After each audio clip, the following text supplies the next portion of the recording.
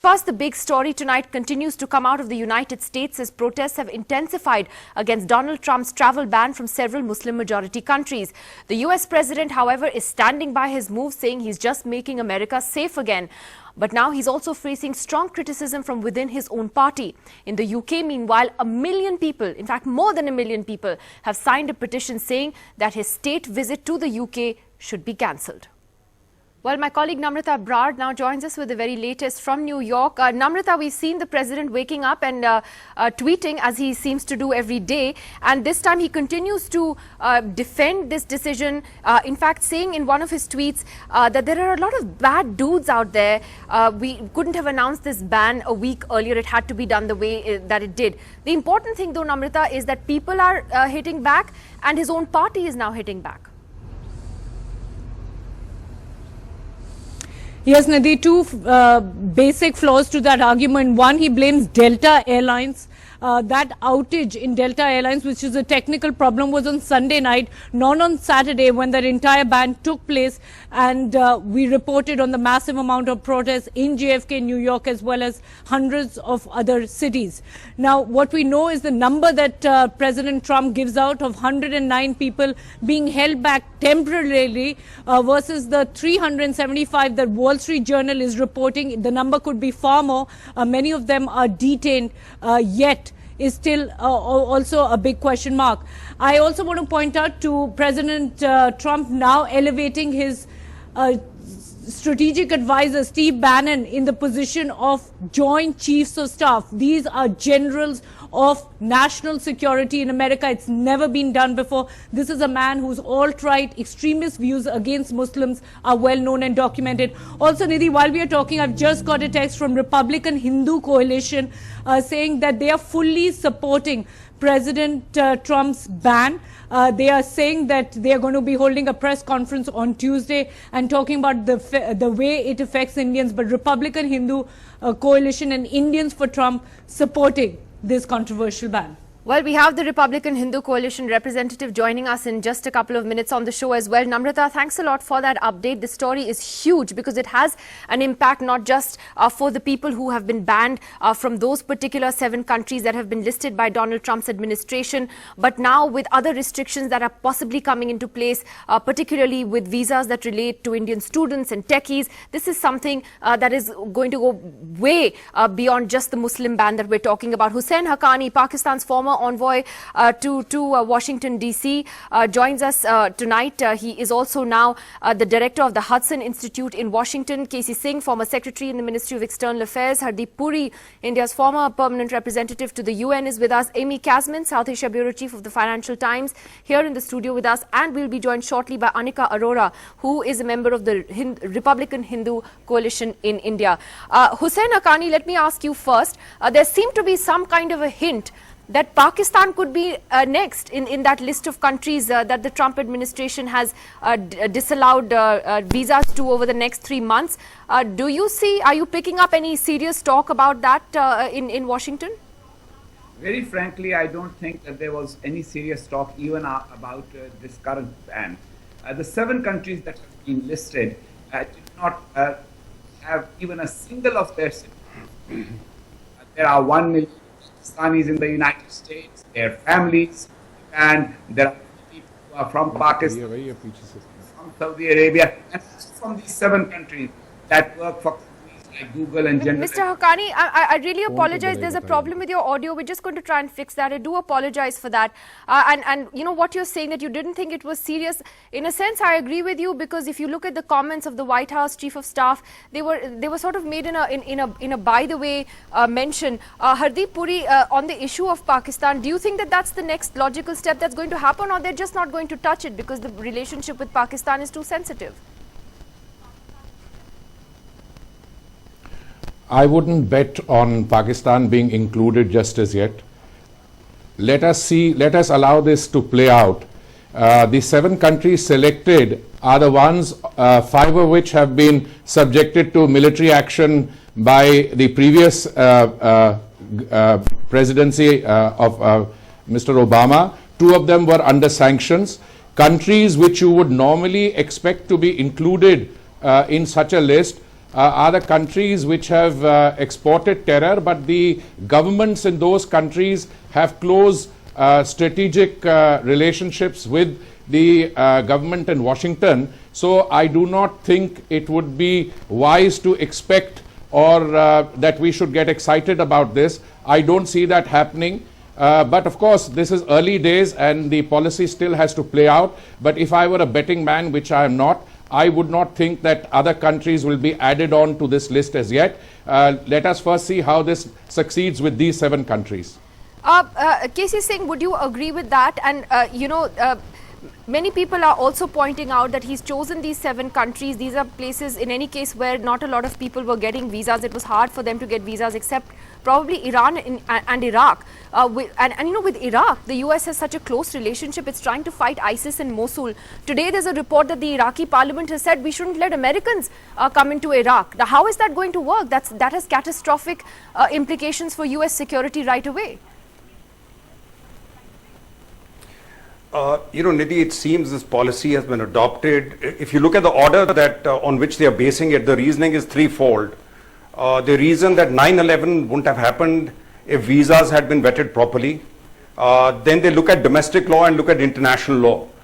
Now that argument itself is flawed, because bulk of the 19 people who committed 9/11 were Saudi Arabians. 1 or 2 were from UAE. Now those countries are not named in this. Iranians didn't provide any citizens who attacked America.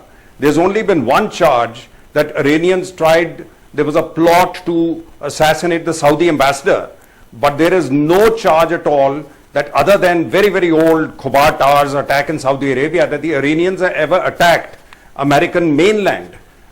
In fact, the previous government had reached out to Iran and had a nuclear deal with them. So there is a degree of unthought Islamophobia in this, of which Bannon is the Islamophobe in chief, and I think Prime Minister and President Trump is being driven by that. For instance, green card holders. Now it's like a demonetization, it's not been thought through. There were certain parts of US administration which said you cannot bar people holding green cards from these countries from re-entering the country. And that's where federal judges have stepped in, a number of them in Boston, in New York. So now domestic law will come into play and question the president's action. And then there is, as the German Chancellor pointed out, the International Refugee Act and Convention. Now, under that convention, you can't have discriminatory policies. Last point is, he is very subtly brought in exception in favor of the Christians. He doesn't call that, but he said minorities from those countries will be given preference. But US law itself is non-discriminatory. US Constitution is non-discriminatory. You can't do it on the basis of religion. He tweeted about Christians yesterday, saying Christians in the Middle East have been executed in large numbers. We cannot allow this horror to continue. Hussain Haqqani, thankfully you're back with us. The point is, when President Trump says this is not about religion, it actually is very much about religion. He's talked about Christians, in his tweet. You have citizens being banned from predominantly Muslim majority countries. He says, well, look, there are many other, 40 other countries where Muslims live. I haven't banned them. But is this basically about Islamophobia, as K.C. Singh says? Well, look, there are genuine security concerns. No one denies that. But then if there are security concerns, they should be very targeted. This is almost like saying after Pearl Harbor that Japan has attacked America, so therefore let us ban people from South Korea, China, and Siam, or somewhere like that. Basically, it's an emotional thing. He's playing to a lobby, and when emotion comes, obviously, charges of Islamophobia will fly. I am one of those who hopes that President Trump will stop trying to run the country and the world through Twitter. He will stop doing things instinctively and will start consulting people who are aware of the law. If they had known that, they would have realized that there are people, once they arrive in the United States, they have legal rights. And so you cannot stop people at the airport without giving them access to lawyers or judges. They didn't do that. They just didn't think through. And I agree with Casey that it is important for the Trump administration to also be aware of the consequences of its actions. The fact that so many people have come out on the streets rather spontaneously shows that President Trump will not have much of a honeymoon if he continues to just listen to Mr. Steve Bannon and Mr. Steve Miller.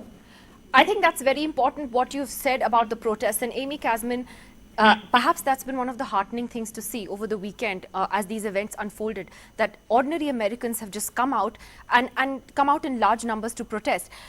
My sense is, as I was telling you this earlier, is that this is bothering Donald Trump a lot, which is why he's tweeting about it. You know, he's tweeted again in the last 7 minutes about American jobs being lost and so on. Is this something that you think is fundamentally getting to him at somewhere?